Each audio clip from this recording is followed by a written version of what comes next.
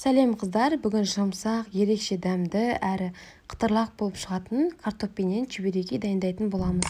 Менің каналыма тіркелуді ұмытпаңыздар, алдағы уақытта қызықты рецепттеріне бөлісемін. Чебурекиді жасау үшін бізге қайнаған ыстық су қажет болады. Үстіне бір шай қасық тұз салып, барлығын жақсылап араластырамыз. Содан кейін сұйық май құйып, үстіне тағы да араластырамыз. Біздің суымыз қайнаған әрі ыссы болуы керек. Енді қыздар, ұнымызды алдын ала електен өткізіп алдық. Ортасын осылай ашып, суды құйып отырып осылай араластырамыз. Басында суымыз ыстық болғандықтан қамырымызда кішкене ыстықтау болады. Бірінші қасықпенен араластырып аламыз. Содан кейін қоюланғаннан кейін осылай қолымызбенен қамыр илейміз. Құрамына осы заттарды ғана қосамыз, басқа ештеңе қосып қажет емес. Қамырымызды 10 минутта илегеннен кейін енді 15 минутқа бөлме температурасында тындыруға қоямыз. Алдын ала піскен картопымызды арнайы құралменен осылай езіп аламыз барлығын.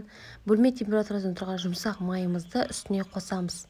Тағы да езгілеп аламыз, барлығы жақсылап араласуы керек. Өзіңіз қалауыңызша туралған осындай көк жуа қоссаңыздар болады. Ерекше дәм беріп тұрады. Енді дәміне қарай тұз саламыз, қара бұрыш саламыз. Барлығын жақсылап араластырамыз. Салмасын дәл осылай жасасақ, өте ерекше әрі нәзік дәм беріп тұратын болады. Жаңағы қамырымызды енді тағы да бір илейміз, осылай қолымызбенен 5 минутқа тағы да бетін жауып қоятын боламыз. Бізде 5 минут уақыт өтті қыздар. Енді осылай ыңғайлап алып, кішкене бөліктерге бөлеміз. Мен 60 граммнан бөлдім барлығын.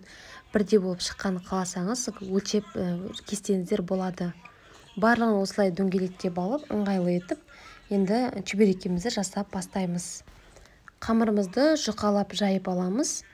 Ұн сеуіп қажет емес, өзі осындай жабыспай әдем болып жайылатын қамыр. Өте қатты жайып та қажет емес, кішкене жұқартқаннан кейін салмасын сала береміз. Міне бір қасық жарымдай ішіне салма салдым мен картопымызды. Барлығын осылай жайып саламыз. Енді екі жағын теңестіріп, бірдей етіп ашылмайтындай етіп, бірінші қолымызбенен осылай жабыстырып аламыз, жақсылап ашылып кетпеуі керек. Содан кейін әдем болып тұру үшін осылай арнайы ире-кере кескішпенен жандарын кесіп шықсаңыз болады. Өте әдемі болып шығады. Артық жерлерін барлығын алып тастаймыз. Тағы бір жайып көрсетейін. Міне осылай жұқалап жайып алып, ішіне дайындап қойған салмамызды бір шай қасық жарымдай етіп салып шығамыз. Осылай жақсылап жайып, екі жағын теңестіреміз. Ашылып кетпейтіндей етіп жақсылап жабыстырып шығамыз. Арнайы кескішпенен осылай жан-жақтарын кесіп шығамыз. Қалған артық қамырларын алып тастаймыз. Алдын ала майымызды қыздырып қоямыз. Әрі біздің майымыз кішкене молдау болуы керек.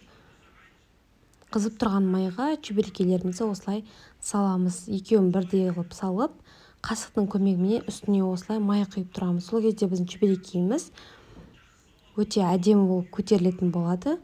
Екі жағы бірдей болып көтеріледі. Сарғайғаннан кейін келесі бетіне ауыстырамыз. Отымыз қатты жанып тұрмауы қажет. Майы өте қатты қызып тұрса да біздің пирожкилеріміз тез пісіп кететін болады. Өте қатты қызарып кететін болады. Сондықтан да осылай баппен жайлап пісіріп аламыз сарғайғанша. Біздің чебурекилеріміз дайын болды. Өте ерекше, жұмсақ, ауызда салса еритін, қытырлақ болып шығатын болады. Міндетті түрде жасап көріңіздер.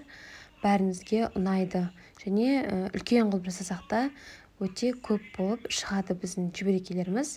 Менің каналыма тіркелуді ұмытпаңыздар, алдағы уақытта рецепттермен бөлісемін.